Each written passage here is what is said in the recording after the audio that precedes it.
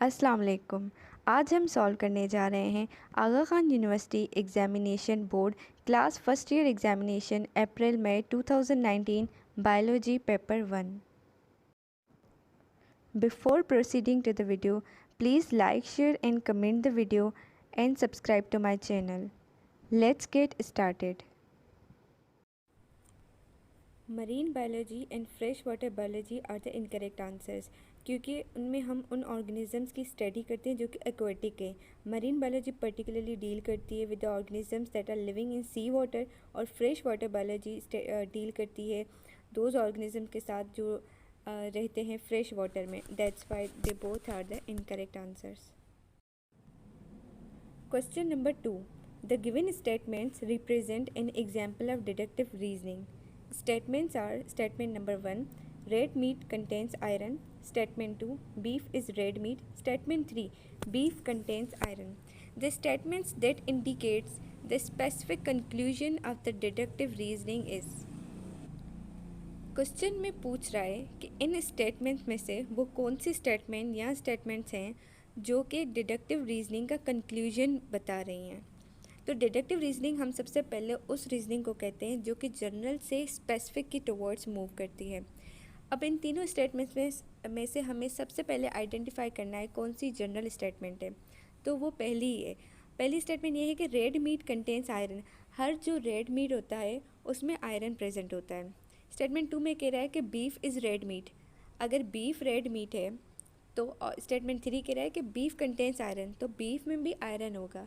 यानी कि अगर हर रेड मीट में आयरन है तो बीफ भी मीट है, यानी कि उसमें भी आयरन होगा। तो the concluding statement is statement 3, जिसमें कह रहा है कि बीफ कंटेन्स आयरन, क्योंकि ये एक पर्टिकुलर स्टेटमेंट है, स्पेसिफिक स्टेटमेंट है। तो डिडक्टिव रीजनिंग ऑलवेज मूव करती है फ्राम Question number 3.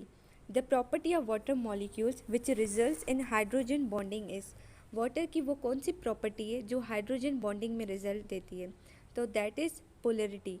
वाटर के मॉलिक्यूल में पोलरिटी एग्जिस्ट करती है। पोलरिटी का मतलब ये है कि वाटर का मॉलिक्यूल जो है उसमें दो चार्जेस हैं, पार्शियल पॉजिटिव और पार्शियल नेगेटिव। क्योंकि वाटर का मॉलिक्यूल दो एटम्स का बना होता है, हाइड्रोजन का और ऑक्सीजन का। उसमें जो हाइड्रोजन एटम है वो अटेन करती है पार्शियल पॉजिटिव चार्ज, और oxygen being more electronegative atom attain करता है पार्शियल नेगेटिव चार्ज। इस चार्जेस की वजह से पोलरिटी क्रिएट होती है वाटर मॉलिक्यूल में, जिसकी वजह से उसमें हाइड्रोजन बॉन्डिंग आती है। हाइड्रोजन बॉन्डिंग क्यों आती है? वो इसलिए प्रेजेंट होती है क्योंकि एक वाटर मॉलिक्यूल दूसरा वाटर मॉलिक्यूल, सपोज़ कि दो वाटर मॉलिक्यूल प्रेजेंट है, एक वाटर मॉलिक्यूल का जो ऑक्सीजन है वो अट्रैक्ट करेगा दूसरे वाटर मॉलिक्यूल के हाइड्रोजन को, that results in the hydrogen bonding. तो the correct answer is A option. Question number 4. On condensation, the given reactants will yield a molecule of. Question number 4 में हमें एक इक्वेशन दिखाई गई है जिसमें हमें दो रिएक्टेंट्स हैं, वो मिला के क्या प्रोडक्ट बनेगी, वही हमसे क्वेश्चन कर रहा है कि प्रोडक्ट क्या बनेगी। This is a condensation reaction जिसमें वाटर मॉलिक्यूल रिमूव होता है। ऑप्शंस आर कि स्टीरोइड बनेगा, कैरेटिनोइड्स बनेंगे, असाइल ग्लाइसरोल बनेगा या फास्फोलिपिड बनेगा। हम आइडेंटिफाई करेंगे फ्रॉम द रिएक्टेंट्स। हमारा जो रिएक्टेंट 1 है that is glycerol alcohol, trihydric alcohol. हमारा जो दूसरा रिएक्टेंट है दैट इज़ कार्बोक्सिलिक एसिड, यानी कि फैटी एसिड चेन है। 3 molecules of fatty acid chain when reacts with 1 molecule of glycerol that results in triglycerides, or also called acyl glycerol. So option C is correct answer. Question number 5. The component of the given alpha helical structure of protein which maintains its stability is. इस structure में हमें एक protein दिखाई गई है, उसकी alpha helical structure दिखाई गई है। इसकी जो ये स्ट्रक्चर है इसकी स्टेबिलिटी कौन मेंटेन करता है? इसमें जो ऑप्शंस हैं उसमें डिफरेंट बॉन्ड्स दिखाए गए हैं। सपोज़ कि फर्स्ट बॉन्ड हमें नाइट्रोजन हाइड्रोजन के बीच में दिखाया गया है, सेकंड बॉन्ड हमें कार्बन हाइड्रोजन ऑक्सीजन के बीच में दिखाया गया है, थर्ड बॉन्ड कार्बोनाइल ग्रुप है COO के साथ, और फोर्थ जो बॉन्ड है वो ऑक्सीजन और हाइड्रोजन का है। तो स्टेबिलिटी जो मेंटेन करती है वो हाइड्रोजन बॉन्डिंग करती है, जिसमें O और H का बॉन्डिंग दिखाई गई है, यानी कि option 4 is correct. Question number 6. The given table shows the percentage of product formation in an enzyme catalyzed reaction at different temperatures. Temperature और परसेंटेज फॉर्मेशन ऑफ प्रोडक्ट दिखाई गई है कि इस टेम्परेचर में इतनी प्रोडक्ट हमें मिल रही है। सपोज़ कि 20 सेंटीग्रेड टेम्परेचर है तो प्रोडक्ट की जो परसेंट है 40% हमें प्रोडक्ट मिल रही है। 25 सेंटीग्रेड टेम्परेचर पे हमें 60% प्रोडक्ट मिल रही है। 30 सेंटीग्रेड टेम्परेचर पे 80% प्रोडक्ट मिल रही है और 35 सेंटीग्रेड टेम्परेचर पे 100% प्रोडक्ट मिल रही है। अब the question is the optimum temperature for the enzyme to form the product will be. इनमें से ऑप्टिमम टेम्परेचर कौन सा होगा एंजाइम के लिए जो हमें प्रोडक्ट दे। तो जाहिर सी बात है हम चाहते हैं कि प्रोडक्ट हमें मैक्सिमम से मैक्सिमम मिले।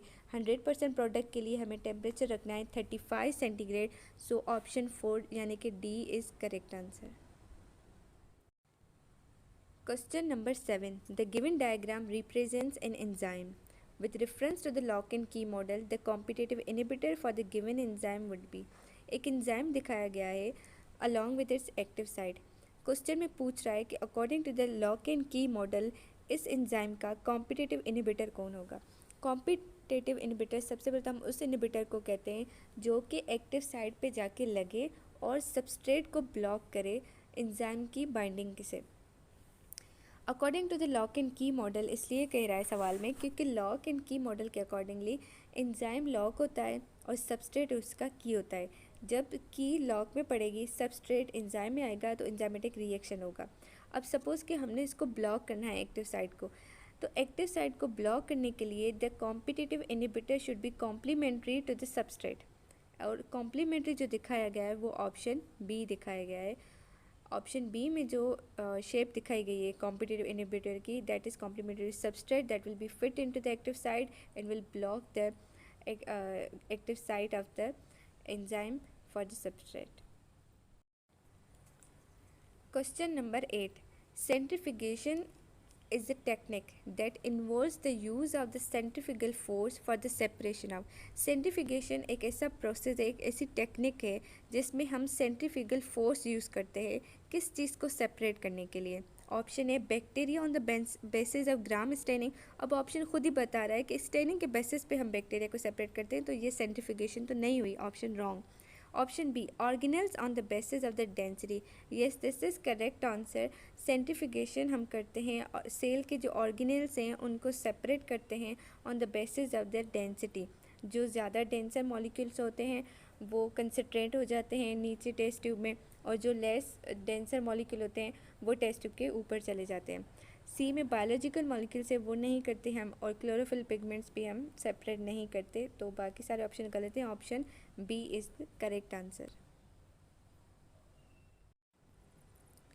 Question number 9. Human pancreatic cells synthesize digestive enzymes in large quantity due to the presence of large number of. Human pancreatic cells जो होते हैं वो large number of digestive enzymes को synthesize करते हैं। क्यों synthesize करते हैं large number? उनके पास ऐसा क्या है? राइबोसोम्स हैं, लाइसोसोम्स हैं, गोल्जी बॉडीज़ हैं या smooth endoplasmic reticulum. As we know that enzymes are protein in nature, और प्रोटीन बनाना राइबोसोम्स का काम होता है, तो इसलिए option A is correct answer. Question number 10. The presence of DNA and ribosomes in the mitochondria indicates that mitochondria are capable of forming.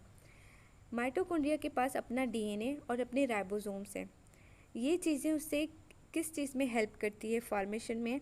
तो ये चीज़ें उसे अपनी प्रोटीन्स बनाने में हेल्प करती हैं, क्योंकि DNA से बनता है messenger RNA, and messenger RNA then is translated to form proteins. तो इसलिए माइटोकॉन्ड्रिया अपनी प्रोटीन्स खुद बना सकती है। Option A is correct. Question number 11. The given diagram shows the structure of cell membrane. Which of the following labelled components if removed from the cell membrane will limit the movement of large and charged particles across the cell membrane. Question में हमसे कह रहा है कि ये एक cell membrane का structure diagram दिखाया गया है, उसमें डिफरेंट लेबल पार्ट्स हैं, W है, X है, Y है, Z है। W हमारे ग्लाइकोप्रोटीन्स हैं, Y हमारे एक्सट्रिंसिक प्रोटीन्स दिखाए गए हैं, X भी हमारे कुछ चेनल्स दिखाए गए हैं, Z हमारा जो है वो इंटीग्रल प्रोटीन्स दिखाए गए हैं। तो सवाल ये पूछ रहा है कि इन ऑप्शंस में से कौन सा अगर हम रिमूव कर देंगे तो that will limit the movement of large and charge particles. अगर वो चीज़ हम रिमूव कर देंगे तो लार्ज और जो चार्ज पार्टिकल्स है वो across the cell membrane move नहीं कर पाएंगे।